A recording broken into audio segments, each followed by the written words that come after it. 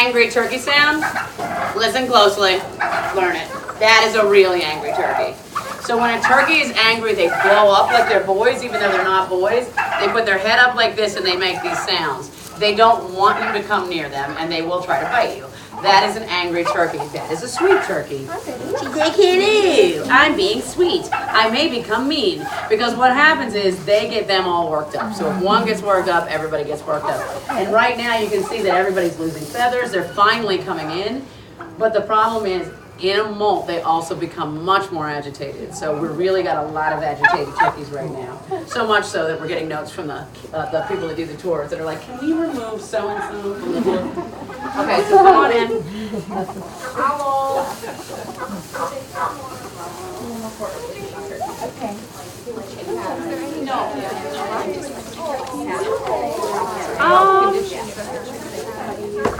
Oh, I've not seen that. Because our most aggressive one has a little bit. I don't know. So I don't think it's that. I think there is a chance that like some things different breeds can be much more aggressive. So come on in so you can see everybody. Microphone for the So this is Ruthie. Ruthie is a broad-breasted bronze. So there are two types of bronze turkeys on the planet. One is a heritage breed bronze turkey, and they weigh like 11 pounds. Broad-breasted bronze weigh the same as the broad-breasted whites. When we have the broad-breasted whites, we're trying to keep them under 30 pounds on a restricted diet. The little midget whites that we have out there, those tiny ones, we're actually rescued. We have somebody we call them the turkey fairy, and we don't know who they are, but they drop off big crates of pulps. And we always get notes in there that say, these turkeys are from a Whole Foods distributor, and blah, blah, blah, blah, blah. So the last 2 years have been Whole Foods distributor turkeys. Because they say they have family farm raised turkeys, and they're not family farms, they're just giant farms. And there's like hundreds of thousands of turkeys that die at those farms. They're different breeds, and these breeds are very, very small. So that little girl is really, really tiny.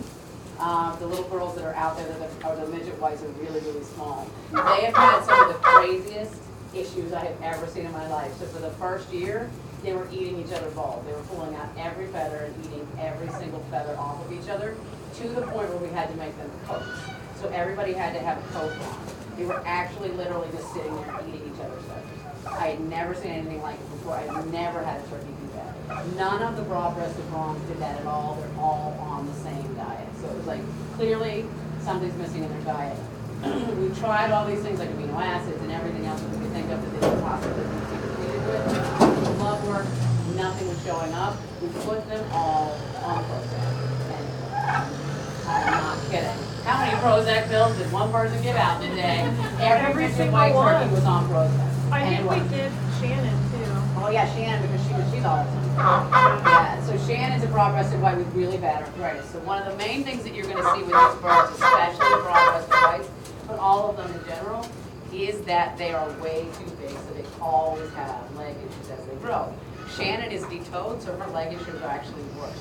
When they have really long toes, they have a really good way of gripping things, but when they don't have really long toes, they're actually walking more flat, and their hocks get really messed up. These birds are also down a lot because of their size, again, and if they have arthritis, they're down even more, so they're really prone to getting sores right on the keel bone. You have to watch the keel. If they get a sore on the keel and it goes right into the bone, it's osteomyelitis, it becomes septic really quickly, and you have to treat it really, really fast. I know. We're going to talk about you later. I know. Okay, so I'm trying to do all the things. So let's just hold. Can I hold you? So Ruthie is going to let me do this, I'm sure of it. So this on top is the snood, and so as they get upset, it pulls itself out, like it'll grow and grow and grow. On a male, it goes like down to here. And the males use it because it's like this whole sexual prowess and this like long, beautiful snood, and they're showing off and strutting and doing all of that. And the females put it out is when they're getting angry or upset. Most of the turkeys that we were getting for 3 years in a row, almost all of them had empty snood and we ripped the snood off. So when the male's snood came out, it was like this long and it's big and fat. She has really bad arthritis too. You see how she's limping? She is actually on pain meds right now. Hopefully it will improve. We're actually trying to get weight off her. She just came from our Orland shelter. The other thing that happens with them, everyone's fine, because I'm just she's like, I use my wings. If a bird starts to use their wings to walk, it's because their legs are really bad. A lot of times, if you're not seeing the bird walking, there's scabs on their wings. Just watch your birds when they walk. Thank you. That was a perfect turkey. A good combination of URX and TC. We are very excited. Awesome. It's the size of a small ball. What? Is she older or? Yes, she's a much older bird. We got her, I think, 9 or 10 years ago. She was actually purchased by somebody that thought she was a chicken. So he got her as a chick, and then he had her in a chicken coop, and all of a sudden she was not a chicken. She was cold, so she was a turkey. And he panicked because he didn't know where to take her, so he brought her to the farm, and we ended up taking her. So that's Ruthie. I know. And Perdita was dropped off by the turkey fairy. She was actually an adult dropped off by the turkey fairy, and she was very, very sick. So I'm not really sure where she's from. She was also dropped off in Orland. All the midget whites have been dropped off here over the past 3 years. We're not sure where they're coming from, but we do know it's supposed to be a Whole Foods distributor. All of these big places give us notes. I'm assuming these are undercover people. I do not know who's doing it, but a lot of the undercover investigators, I think, take out the animals. I know it's not DSC because it's not DSC. No, I end up talking to Wayne all the time. Wayne's not allowed to do it. I don't want them. Because he does open rescue. The FBI will come here. No way. We have live feed cameras, so they haven't picked them up yet because they're always up here. We actually should get a security camera, but I do know it's not DSC because Wayne calls me all the time, and he knows it's not that. What's the lifespan? It depends. Okay, so we don't know what's going to happen with those little whites. The midget whites are definitely going to live longer than these guys do. Our oldest female is Shannon. She's 10 years old. That is a very long time for a broad-breasted white. We get to live that's the goal. But the legs go on that. And that's what I'm talking about. So most of these guys are on an NSAID. You'll run an NSAID? I'm not on an NSAID. Anybody that has any kind of link is on an NSAID. And it works really well, and it does really prolong their life. And it's very easy to pill. Turkeys are the easiest, in my opinion, for to pill and or to do shots on. So IM shots on them are really easy, which we'll show you in a minute. Why don't you just go ahead and do a turkey? Let's get a turkey in here. I don't want to pull the broad breasted thing. Maybe I will.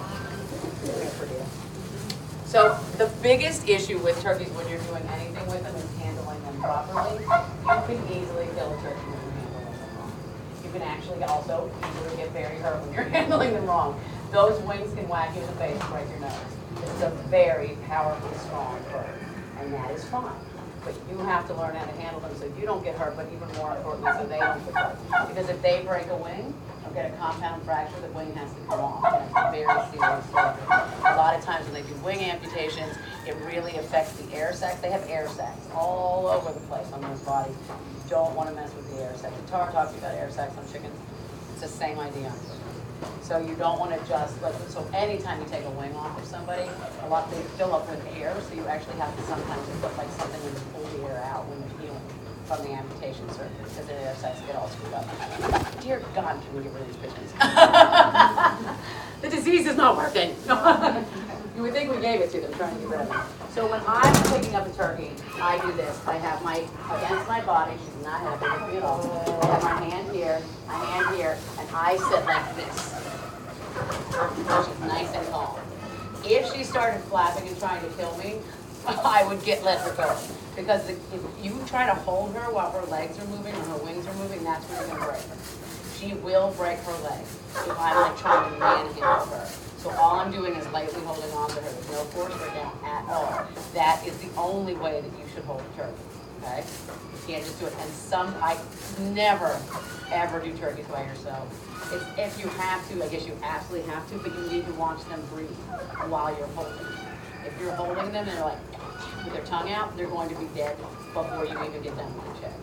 Sometimes they just can't breathe. They're huge chested animals, really big chest. So, you see her feet? They get so big. These feet get really, really big. And one of the issues that we found with turkeys is after they're out of production, they need to have different food. We've actually changed their food. So in the winter, they're gonna be getting like a 12% protein. They normally get 16% protein. 16% is great when they're laying eggs, 12% is great when they're not, because they start to get gout.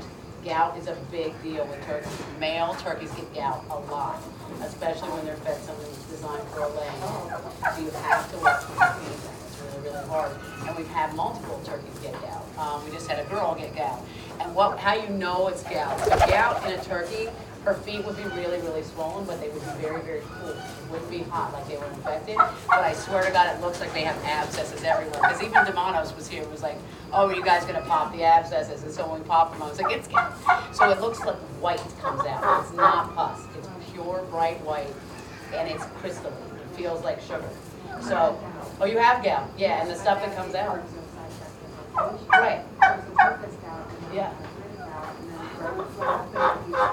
Oh, yeah. No, it's cool on the turkeys. Oh, that's crazy. Oh, it's excruciating. Yeah, if you're standing on it. Yeah.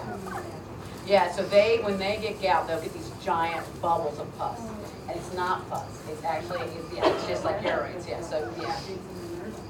Oh, it's horrible. Yeah, so we actually did empty out her feet thinking it was pus, but then we realized it was gout. You're not supposed to leave it alone. You can actually treat them for gout, but it's not going to do anything. So once they already have the symptoms of it, you're not going to change anything at all. You're really not. And you will end up losing them from that. When the males get gout, it's internal. It takes over all the organs.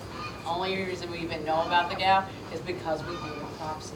We would never know why a turkey died. I love when people are like, it was a heart attack, it was a heart attack, it was a heart attack. And it's like so rare that it's a heart attack. It's usually something nutritional, it's usually something really simple to fix, but it's very rarely that they just die, I know your legs hurt, and your best friend's just sitting right here doing nothing. So anyway, when we're doing checks, so Amy will come down, you can come on down. And so if I was holding the bird, actually I'll let you hold her. So hold her. Sure. Okay, we roll her back, this is how you put her back down, and watch, because if you put her back down and she goes, pa-cha, which she will, it's very painful. Okay, she's like, yeah, and so, I know, she's very heavy. You're not used to these broad-breasted girls. No. Yeah, so we have a lot of the midgets now, and Shannon's so old, she's thin, so it's nice. So you check the feet, so you're really feeling every single joint, and you're actually feeling for crevices, and see how their joints get all crazy and bent. And you know how I told you they lock their feet? They are perching birds, they just can't perch. So a perching bird should go like this when you push the foot up like that. So a chicken or a turkey should close their feet. Look at how much callus and stuff get on these feet. They can't close around the belly, so they wouldn't be able to perch anyway. By the time these guys are 6 months old, they cannot perch. They're too big to fly up, and they can't hold on because the feet get really big and fat. That is just how they're built. But just so you're aware, because it's not as depressing as it sounds, because there's a whole, I've heard so many people say this, that all broilers and turkeys should be put down because they're just too big. They have fantastic lives. Like, these guys run under that tree and roll around in the dust and have a really good life. You just need to keep her away. That's the key. And she's not active right now, but you have to remember that she just came from California and she has arthritis, and I'm sure we exacerbated everything during transport. So we're trying to let her settle in and start to feel really much better about her life, and hopefully she'll be more comfortable with you. But she's not miserable. If you want to know if you can see pain in a bird, birds will not show pain like everybody else. This is how you'll know. If you walked into this barn and it's nice and cool like this, and she's the only one going like this, she's in pain. They open-mouth breathe when they're in pain. It's the #1 sign for birds. You see broilers doing it all the time when you go out anywhere. They can be the coldest day of the year, and if you see crates of broilers, they're all open-mouth breathing. They're so fat, it's just too much weight on them. So she's not in pain right now. She has been in pain. So when she first came, she was doing a lot of the open mouth breathing. So anyway, what we're doing, we're looking at the feet. These calluses are absolutely normal. They're fine. There's nothing wrong with it, especially on a big bird. So you're feeling everything. When they're detoed like Shannon, this whole joint is gone. They cut it off when they're babies. There's nothing there. It's nice and rounded off. They don't want them to fight me. Don't want them to get the nails to grow back. They call it nail trimming. They take the bone out. You're like, please don't trim my nails. No, that's my manicurist said it was trimming. So it's really bad. That's the problem. They're walking. That's why Shannon has such arthritis because instead they use their toes when they walk. They're like, and when they perch, they use their toes. They cannot use their toes if they are gone, so they're walking flat-footed. So they're much more prone to bumblefoot, but they're also much more prone to things in the toes, and they're really prone to their legs getting turned. So the hocks on them get really bad. So you check her hocks. So here's her hock. We're looking for swelling and pain. We're looking for scabs. You don't want her to be down so much that she gets scabs on her hocks because that allows bacteria to get into the joint. If she has just scabs and there's still no infection, wrap the hock until the scab gets better because you're actually just letting bacteria get in there and it's really going to take her out because septic joints are almost impossible to save her as well, so you don't want that. So always look, and you're doing the same for the bumblefoot, you're always looking for scabs. Because a lot of the larger birds, like the Cornish birds and the turkeys, are getting bumblefoot scabs and all the infections they see because they're so heavy. It's starting as a pressure sore, and then the bacteria goes into the pressure sore. Whereas regular bumblefoot is very, very different on chickens. It's very different. Theirs tends to spread up the leg really quickly too. And they lose toes.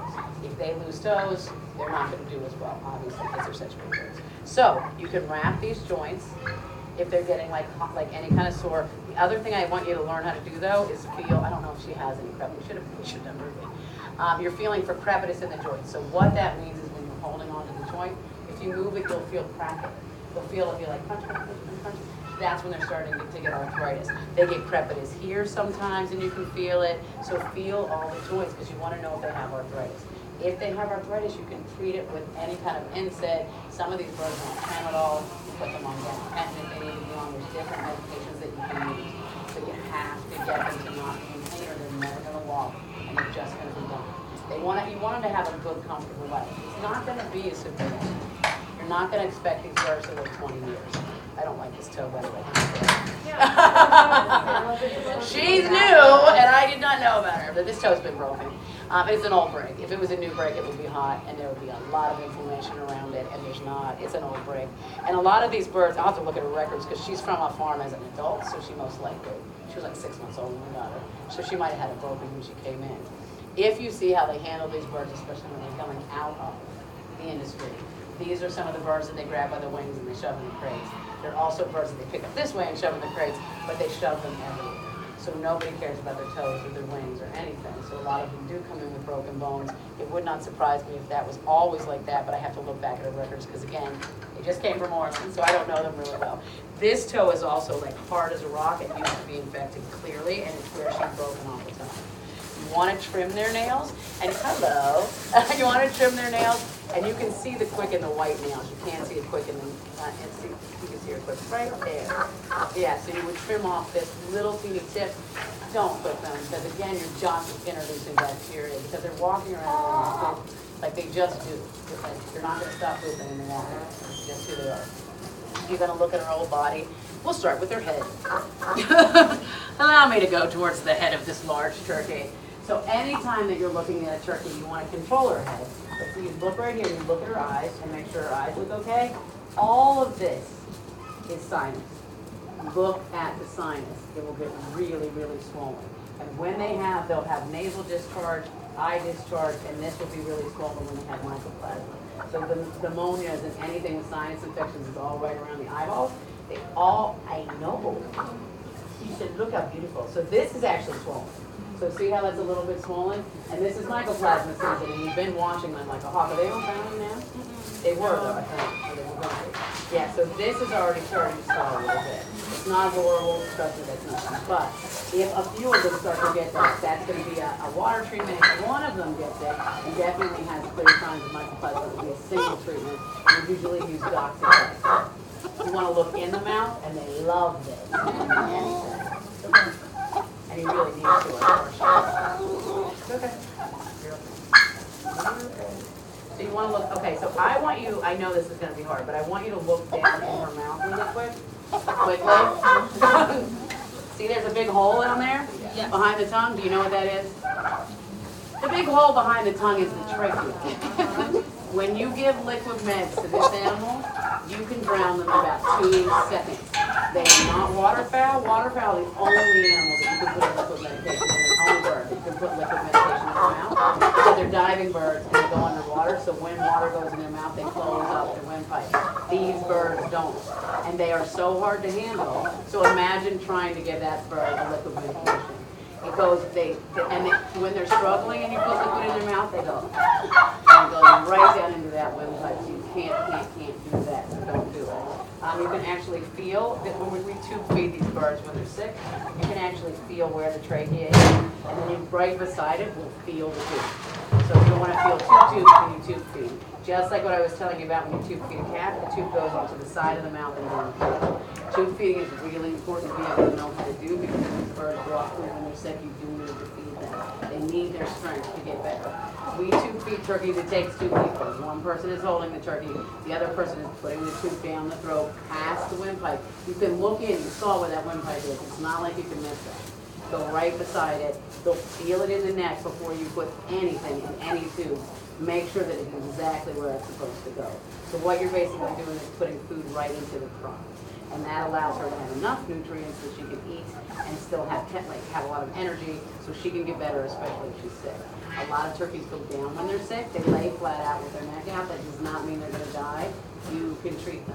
They do get treated very, very well. Like, they survive a lot of stuff where it looks like there's no way they're going to make it. They definitely can survive. So really always try to do treatments. Go ahead.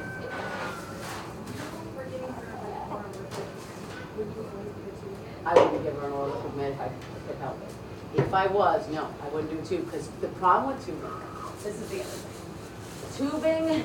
Tubing is fun.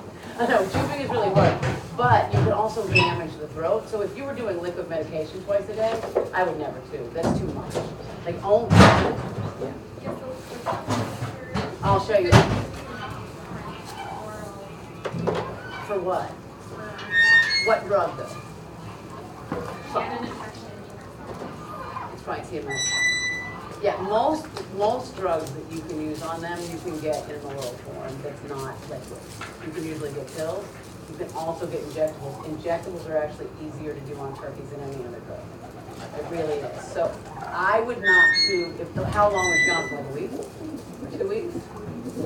Yeah, so 2 weeks of stuffing this down her throat and with two people is not what you want to do. So when I'm doing a liquid med, do you know how many cc's it was? 10 cc. Who does this? No, yeah, no, 10 cc's is a lot for a turkey. Like 1 cc. Is it 1 cc or?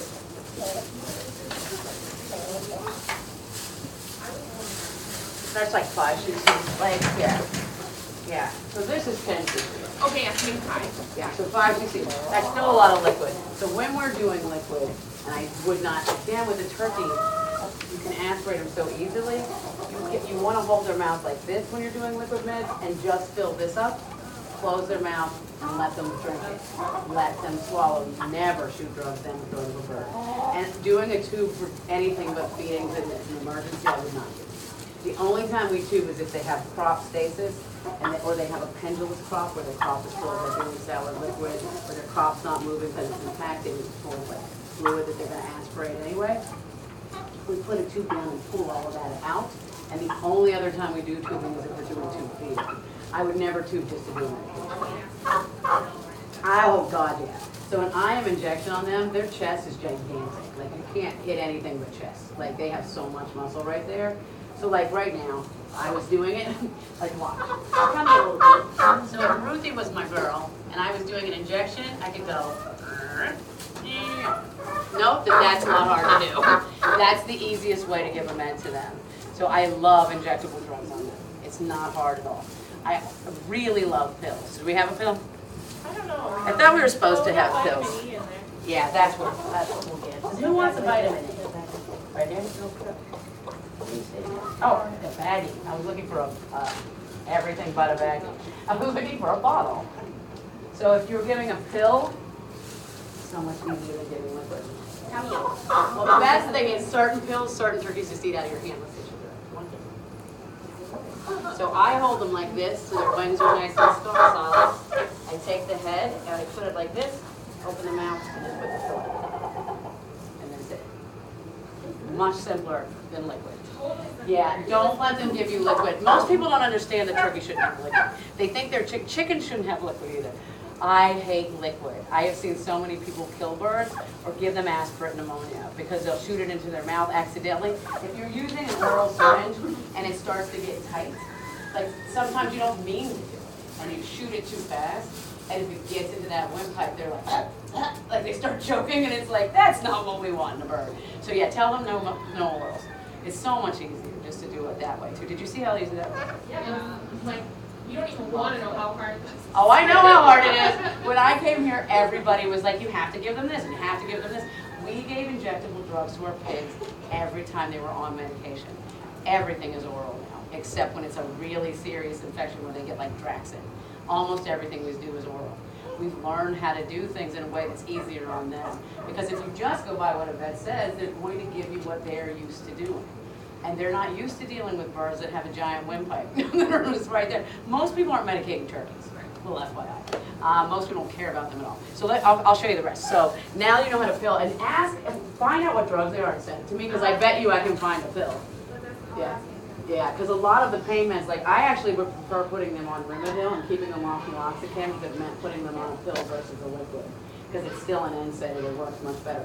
They actually can be on meloxicam with the pills, but they're tiny. And it's so easy to give them. Like these, when these guys were on like their Prozac, some of them were getting like 5 pills, so you're like holding them and like 1, 2, 3, 4, 5. And one of our turkeys, Shannon, just eats the pills right out of your mouth.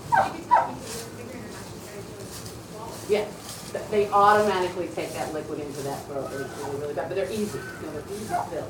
And they're really easy to do anything else but too, especially like this, doing the syringes. So when you also are looking at her, see how her beak, she is one of those ones that's beak with the microwave.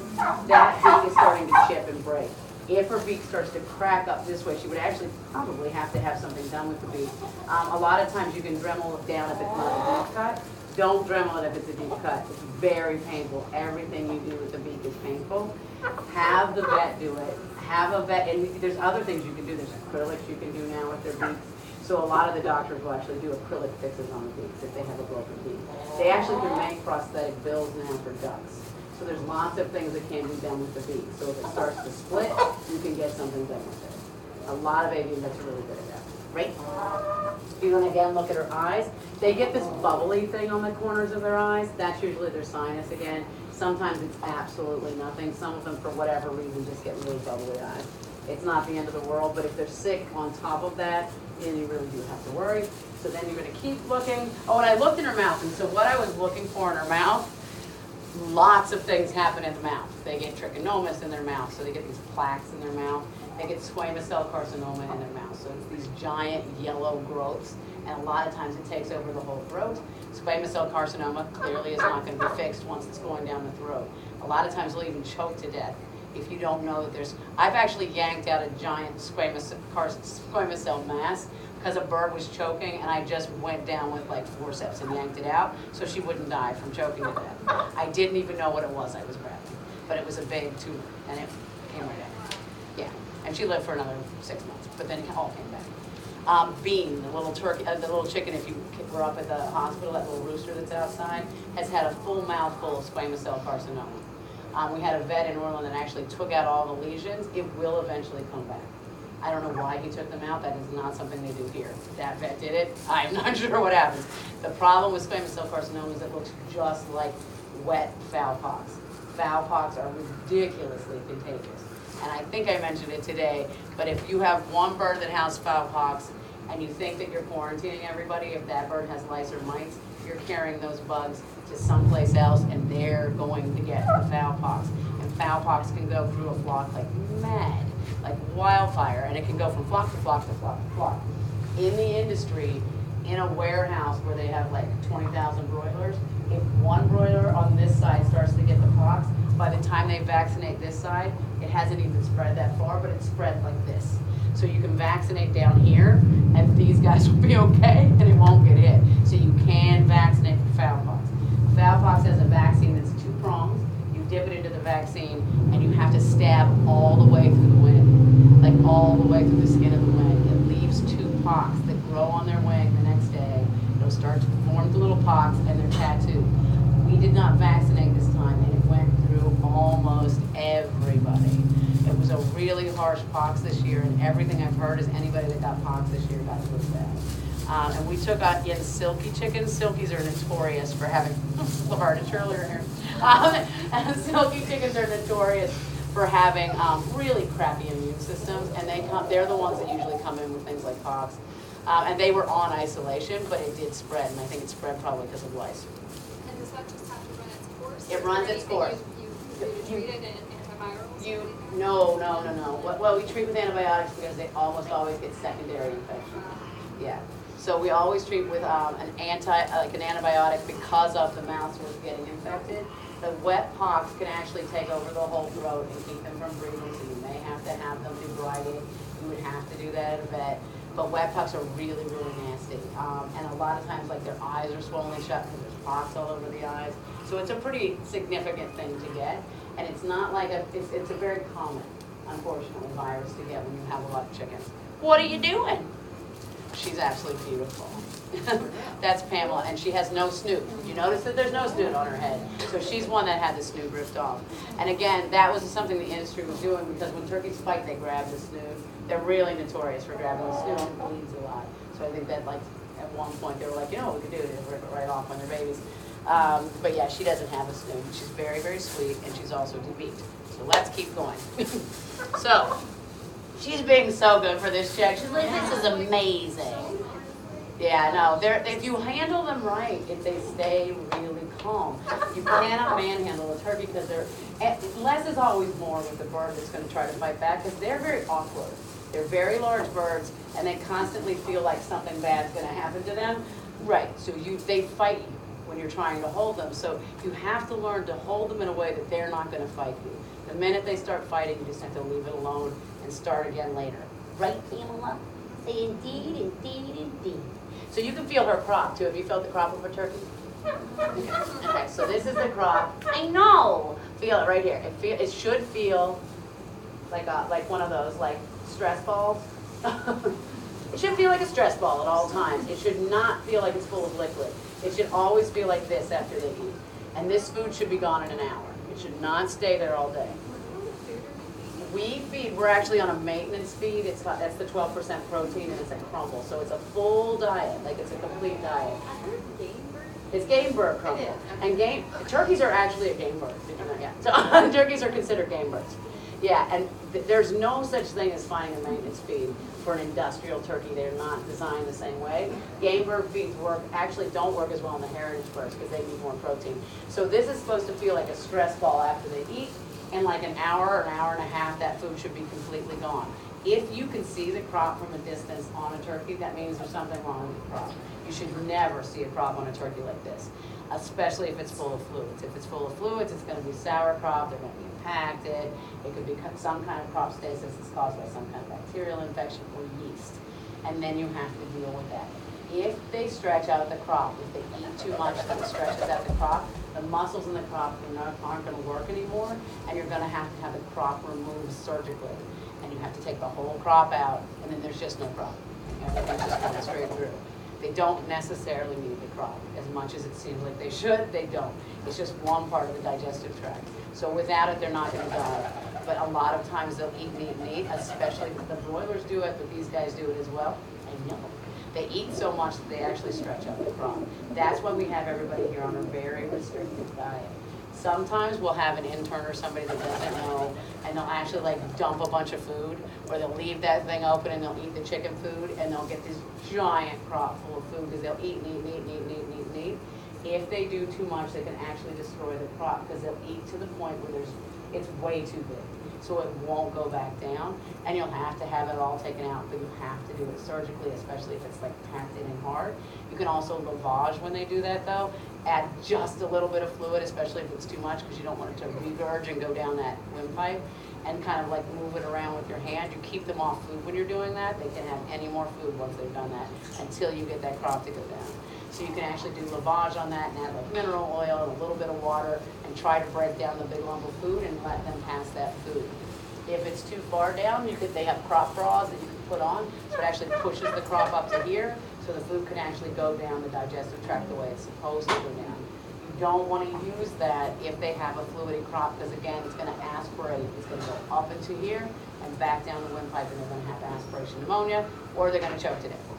Let's get back to the turkey. I know. So turkeys, you want to always check the wing, and the wings are huge. That's a beautiful wing, I know. And this is the elbow of the wing, and always check the elbow for scabs. If there's scabs on the elbow of the wing, then usually it's because they're having trouble either getting up or they're using the wings to walk. That means there's something wrong with the legs.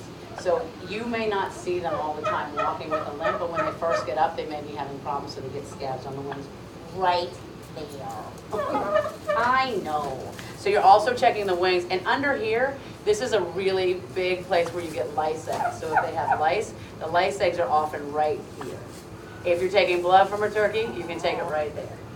See that nice big vein? Yeah, and the best place to take the blood is where the wing meets at the elbow. There's two arteries that are right there, and you go right into both of them, and you can get blood. The other place to get it is actually on the leg, which nobody understands. But I like getting blood from the leg on these birds so much better because it's a much more stable vein, because it's in this really thick skin on the legs. So you can see it coming off the leg. You might be able to see it. Oh yeah, you can see it. So if you go like this, you can see the vein right there. And that's where it is. And the needle stays in there because the skin's so hard. So it's a really great place to take blood on them. That's where the doctor always takes blood too. As they age, turkey's skin gets dark red. So the older the bird, the darker the legs. When they have white skin on their legs, that means they're a very young bird. Yeah, that's one of the ways to tell. They also get red right around their eyes. It almost looks like they have red eyeliner. That's just an older bird. That's all that is. It's not anything wrong with them. That's just how they age. This is the keel. That's the chest. So in between right here, you can feel the bone. See, it's like a nice little area between the chest. That's her keel bone, so you feel the entire thing to make sure that there's no sores on that keel.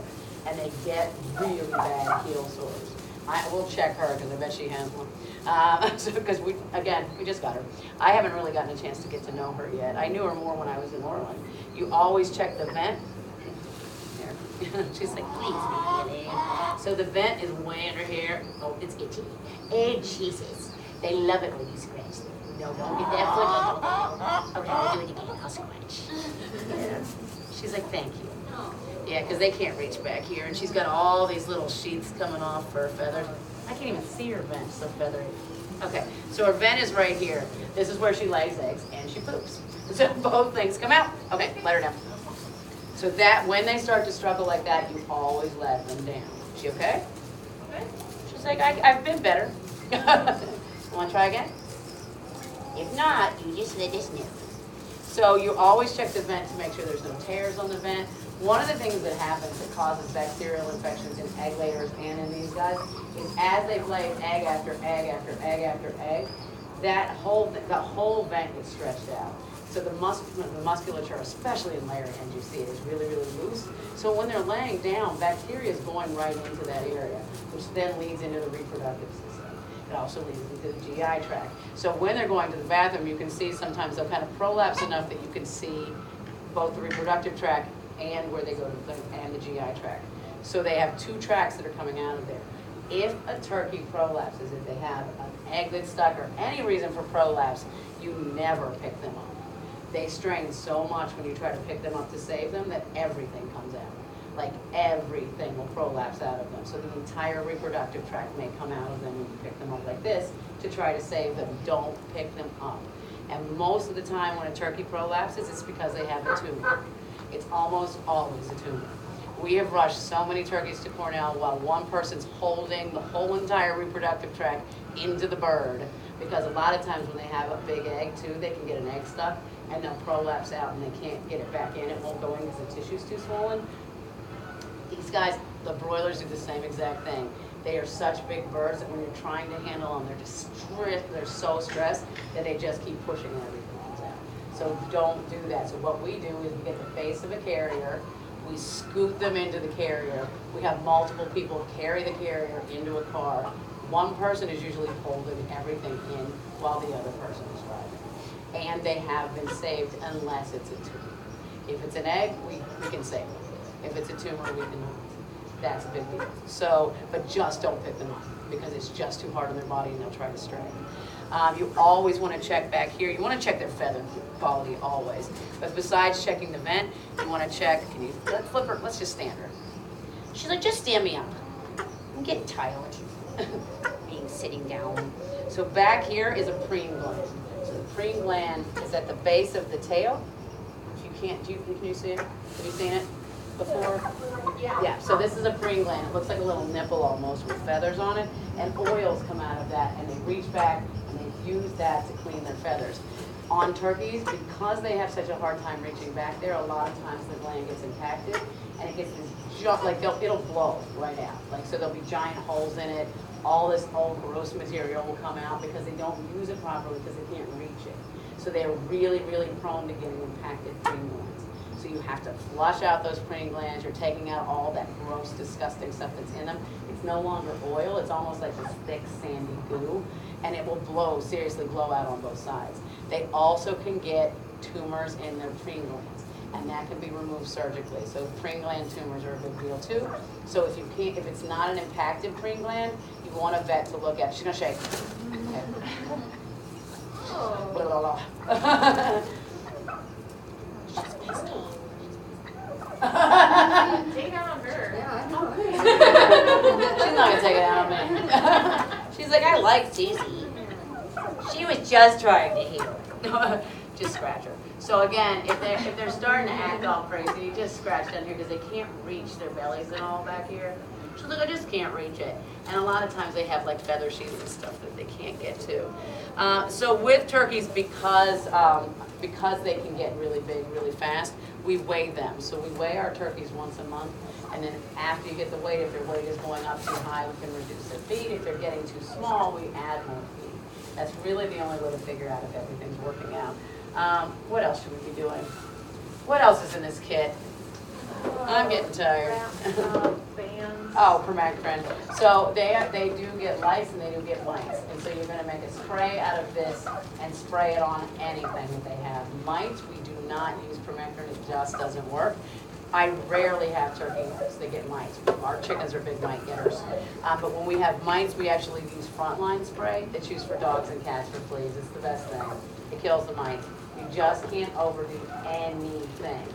Nothing can be overdone. You can't overspray them. If you overspray them, they'll get really sick. It's almost like toxic. Like they'll start to get like really dizzy and they'll actually die. Don't overdo it. People get 7 dust, which is like used for mites. 7 dust can kill these birds so quickly. I know people have dusted them, like just dumped them in a big container of 7 dust. It's not designed for that. It's designed to kill bugs, and it really is toxic for them. If they breathe a bunch of it in, you're going to kill them.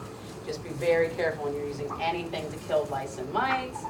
This is if you accidentally quick them. We use this as just a blood stop. It's one of the better blood stops because you just make a little pile of it and dip their little toenail in it. And it's really awesome. We use these are the swabs that we use if we're going to do a culture. So if they have like any kind of an infection, you can culture it. So you know exactly what antibiotic that you want to use, or what they need to use. So these cultures actually go directly to Cornell. If your vet will allow you to use the cultures, there's one above you. If your vet will allow you to do your own cultures, it's a really nice, convenient way to not have to have the vet come out every single time somebody is sick. So let them show you how to do cultures.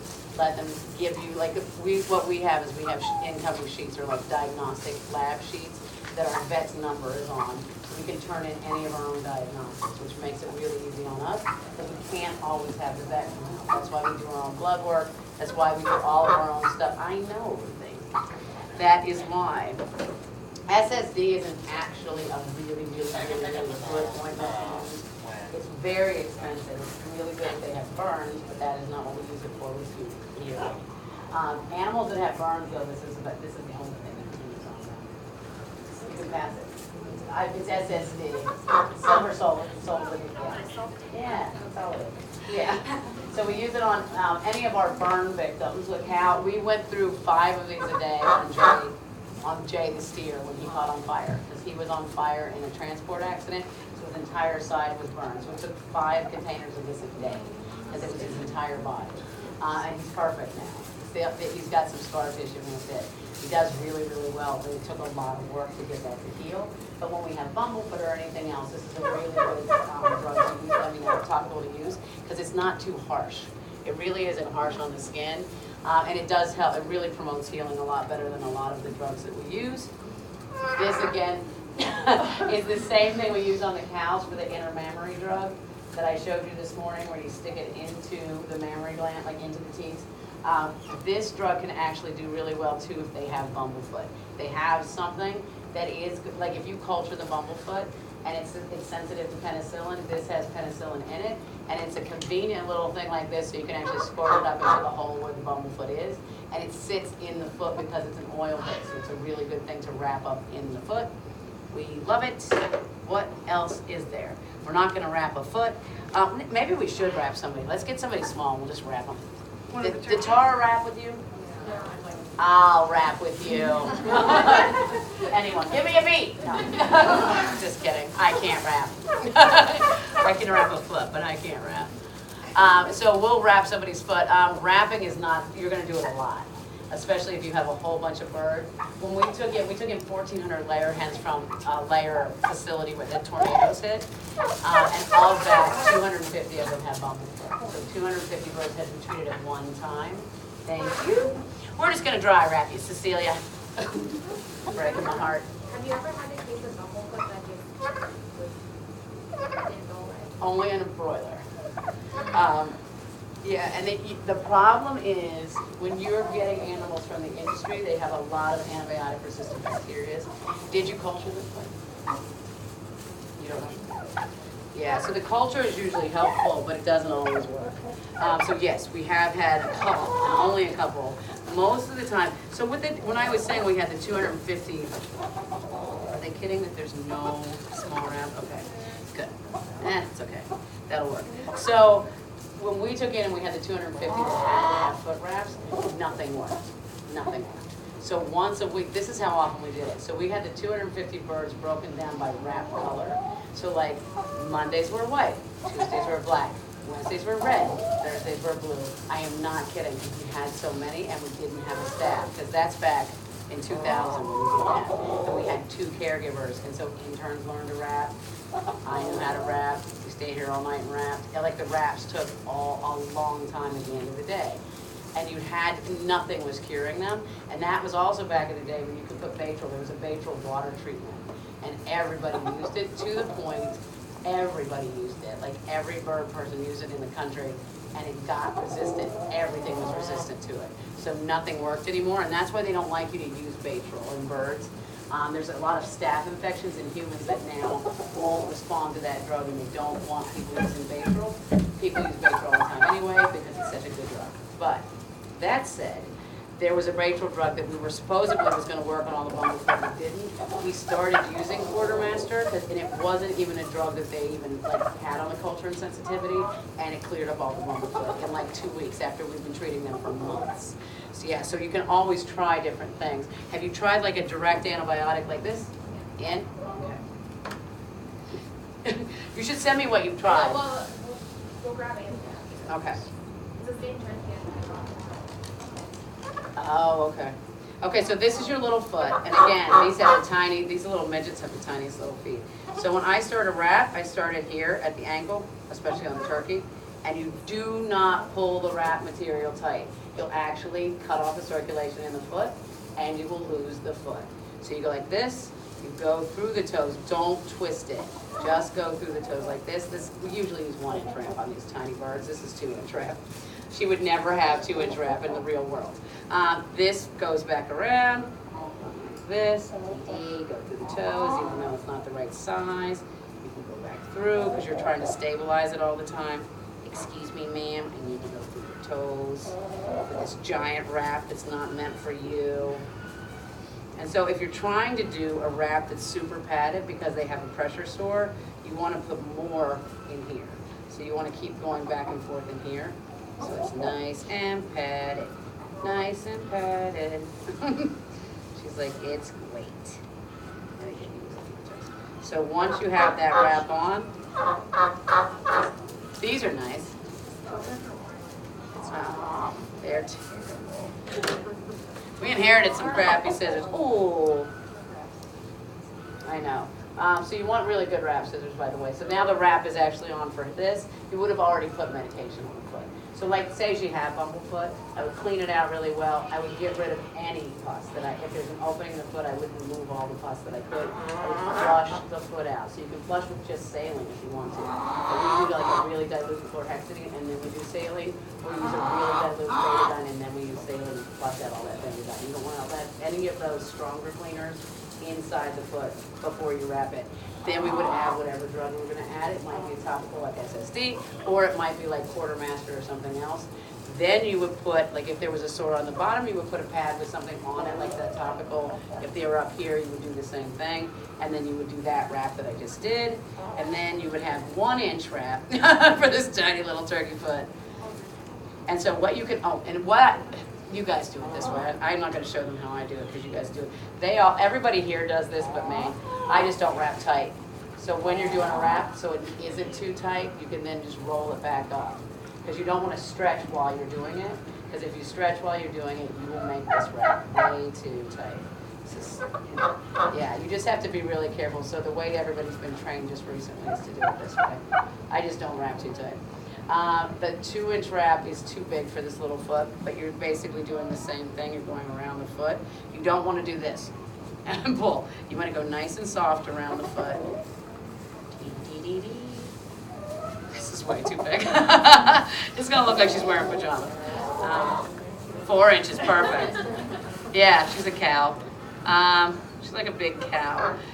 Then you would cut it, and the other, where did I put this great big scissors? How would I lose them? Where is it? Oh, I see. Oh, I see. I like ours with funny handles. Let's see. So then you would do that, and what I also do then is go like this and squeeze the wrap around like that. And it will stay for a very long time, but you want to make sure it doesn't get wet, because if it gets wet, then that wrap will actually shrink up, and that will make the wrap too tight. Normally, it looks much neater than this. You use the size wrap that you're supposed to use. 1 inch is what you would use. She would be fine with a 2 inch wrap on her feet. Her feet are triple the size of these feet. They're really big feet. If you have a normal sized turkey, then yes, you would use the 2 inch wrap, but the 1 inch wrap is what we want. The bigger wrap is also good for the hock. So when you're wrapping the hock, again, if you're trying to cover this hock bone right here, you wrap up here and down here. You also want to tape.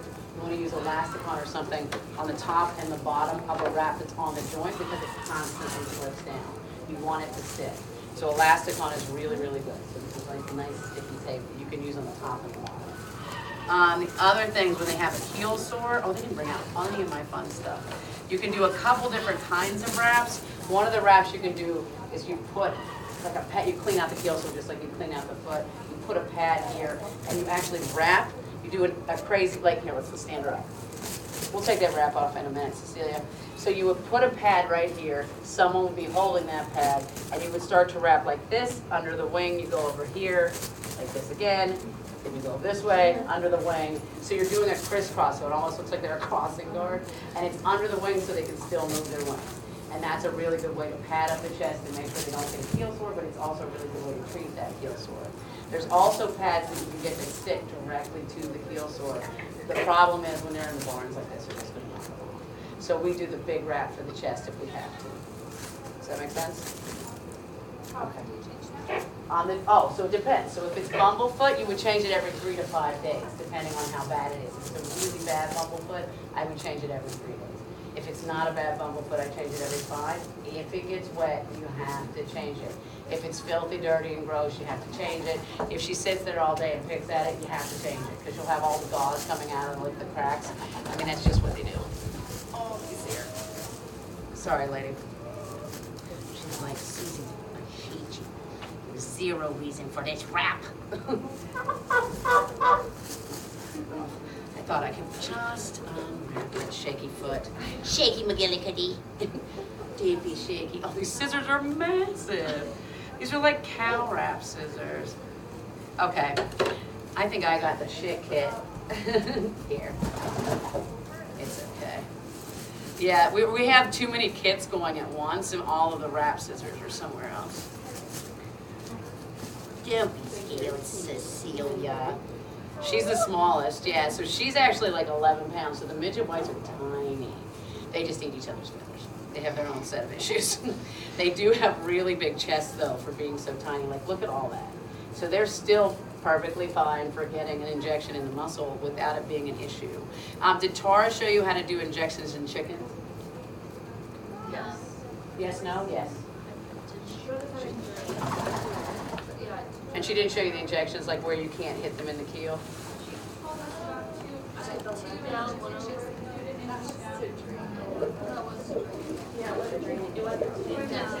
one over. From the vent. From the vent is for draining. Yeah, I was gonna say, from the chest. Okay.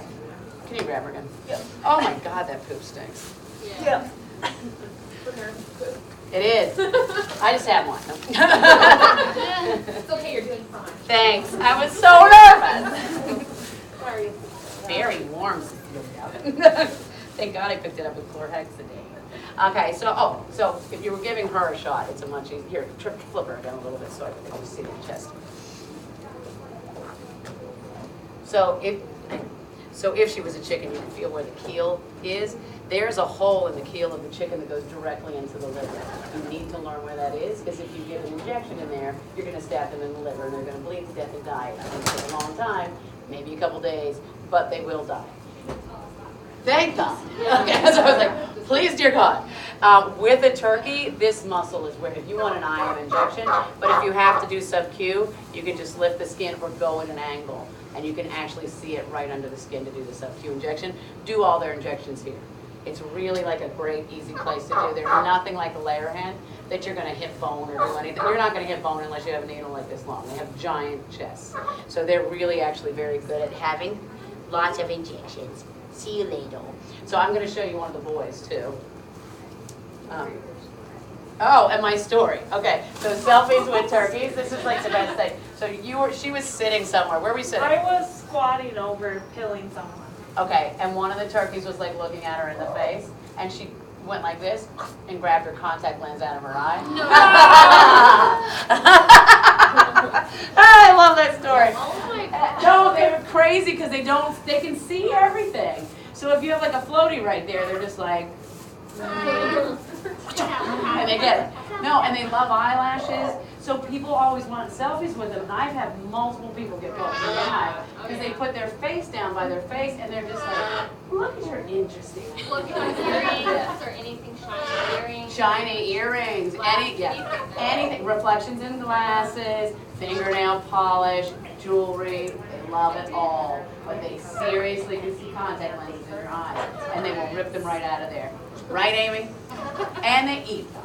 So I did notice a little poop right here. Oh, you Red. noticed a poop? A little red. I didn't Where? know. Oh, that's real blood. And that came out of her poop? Yes.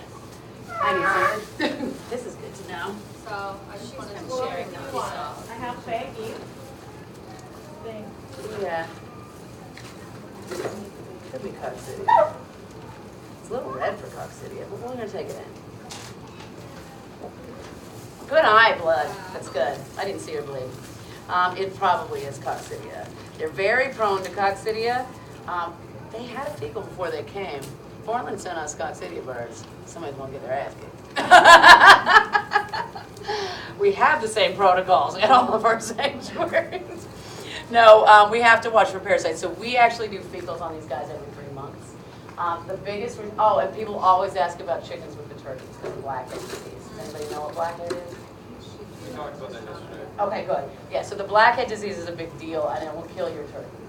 It will kill them very quickly. There are a few drugs that you can use.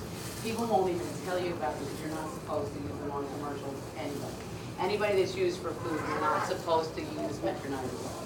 California, I don't think you're even allowed to have metronidazole. So metronidazole is fragile for people. That's why they don't even use it because there's resistance issues. But Flagyl is the only thing that will treat blackhead disease, and it may not treat it. So it's a really big deal. The turkeys also get, they can hemorrhage out, especially after they have coccidia. So you have to really watch that they don't, if you see a pool of blood behind a turkey, they're actually probably going to bleed out. It's really, really scary. And it usually starts from having coccidia because it destroys the intestine. So you really want to watch them for that. Yes, ma'am? For birds, but for We other use animals, it. no, you talk about California, but for other animals, they use it. Right, yeah, for California, you can't use it for birds. Okay. Yeah. It's good. Yeah, like we can't order it through like Henry Schein Performance. Yeah, so we have a drug company that we order everything from, because our vet signed off on it, which is good. Like in every state, we have somebody that signed it off on it. So, there are certain drugs that farm animals are not allowed to have, even though they know we do not home use them. You can't really prove that to them. Like they're not, if certain, like even there's certain eye ointments that say you can never ever slaughter the animal once you use the eye ointment. Which is why I think we should use it in every animal that we have a cruelty case on, so we could be like, oh man. Shoot. I can't believe we did that again.